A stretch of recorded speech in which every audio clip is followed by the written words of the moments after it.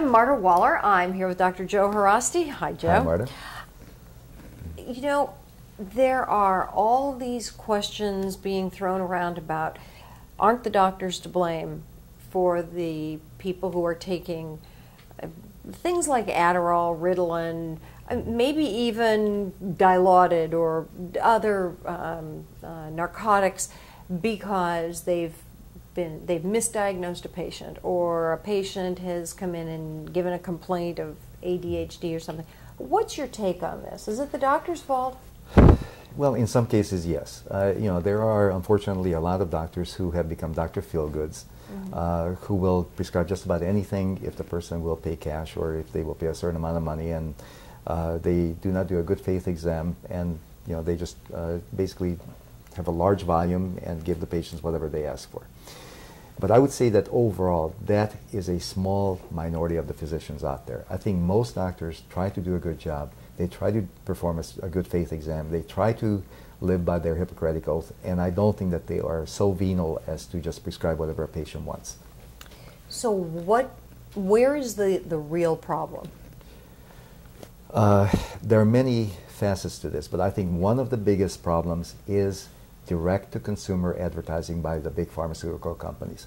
So television ads, magazine, exactly. Internet. I mean, nowadays when I see a new patient, and I mentioned some of the medications available, say for major depression, they will have already heard of Prestige, they will have heard of Cymbalta, they know the whole spiel that they've heard on TV and is direct-to-consumer by these drug companies. I have patients who come and tell me, Doc, okay, you can spend your time diagnosing me, but this is what I want you to put me on. And what do you say to them? Because I know you, and I know you're not going to give anyone anything unless you... How do you explain to them, this isn't the right drug, or, hey, you hit the jackpot? Well, I try to be, nice and diplomatic and whatever, but the bottom line is I will not give them whatever they ask if I don't feel that it's indicated. That is the bottom line. And I will try to explain to them why. And if they insist, then I will say, okay, look, I'm not the right doctor for you. You're going to have to see someone else. Because for this reason and for this and this and this, you don't meet the criteria for this particular medication. This medication may do you harm. I am not going to put you on something that could cause you harm. I mean, I have to say that if you listen to these ads carefully and you listen to the fine print or read the fine, you'd never take anything.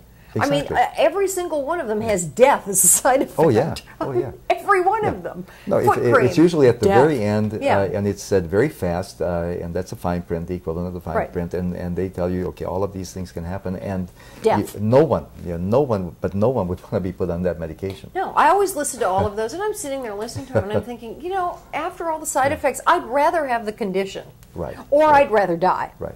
And after you listen to it, chances are it'll happen.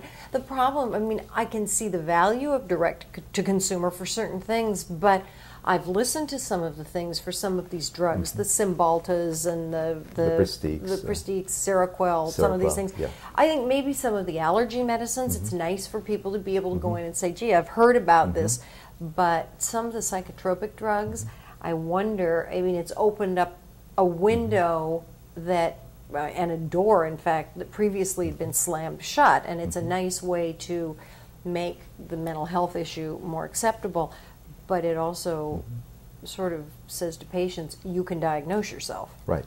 Now, the flip side of the direct-to-consumer advertising is, of course, all the lawyers who want to do the class action suits for Right. every drug that ails you. I mean, so as soon as you hear the direct-to-consumer on Seroquel, you hear the lawyer telling you about the class action suit against Seroquel. Right. If you should have developed diabetes or the metabolic syndrome, which is one of the problems that can happen with these drugs, atypical neuroleptics. Right. So the doctor is between a rock and a hard place. And then to take it a step further, the whole issue about pain management. Again, the federal government, actually Congress has passed a law that no one should suffer from pain. That's almost like our 11th Bill of Rights. In addition to the pursuit of happiness, we are also pursuing a pain-free existence in our lives. And doctors are, on the one hand, told, okay, you must treat pain. On the other hand, as soon as you treat pain, you're facing every federal agency and the DEA and the Justice Department for prescribing pain medications. So, doctors are between a rock and a hard place. And I would say that the doctors who prescribe the Dr. Feelgoods represent a very small minority, but even the best doctors are always in fear of being sued. They're in fear of being on the receiving end of government regulatory agencies, being examined or investigated by the medical boards, because they are doing something wrong that is not exactly the way that they should be doing.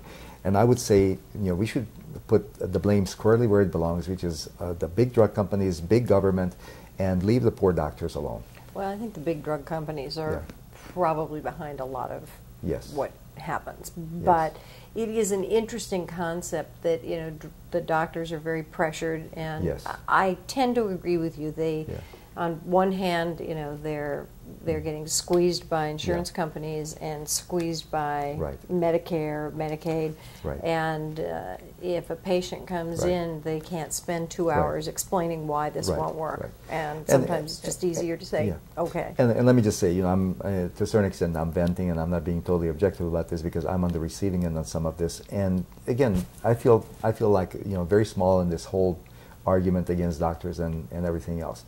But I just want to say that doctors are not always at fault, and there's some powerful forces out there that prevent us from being able to practice to the best of our ability and to provide for our patients the best that we have to give. It is an interesting argument, and it is something that needs examining.